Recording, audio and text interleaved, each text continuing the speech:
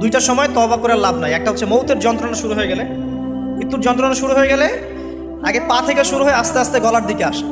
হাদিসে যেমনটা এসেছে, সূরা ওয়াকিয়ার মধ্যেও আছে যে পায়ের দিক থেকে যন্ত্রণা শুরু হয়ে আস্তে আস্তে আস্তে আস্তে এই গলার দিকে আসে, এবং আত্মাটা গলার এখানে যখন চলে আসে, এখান থেকে মালাকুল মউত আত্মাটাকে নিয়ে চলে যায় এবং চোখ দিয়ে তাকিয়ে থাকে মানুষ। রুহটা চলে গেলে মানুষ চোখ দিয়ে তাকিয়ে থাকে, দেখবেন এই কারণে মৃত ব্যক্তি তাকিয়ে থাকে, চোখ খোলা থাকে। এবং তখন আসমান থেকে সিঁড়ি নামিয়ে দেওয়া হয়, ওই সিঁড়িতে করে আত্মা চলে যাচ্ছে, ও তাকিয়ে দেখে যে আত্মা চলে যাচ্ছে। এবং মানুষ মারা যাওয়ার পরে চোখ জীবিত থাকে অনেকক্ষণ। মেডিকেল সায়েন্স যারা পড়েছে তাদেরকে জিজ্ঞাসা করবে, মানুষ ডেড হয়ে গেলেও চোখ দেখবেন আরও কয়েক ঘন্টা, হয়তো আরও নির্দিষ্ট একটা সময় পর্যন্ত চোখটা কিন্তু জীবিত থাকে।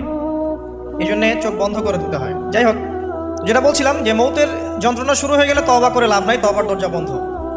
আর পশ্চিম দিক থেকে সূর্য উঠে গেলে তওবা করে লাভ নাই, তওবার দরজা বন্ধ।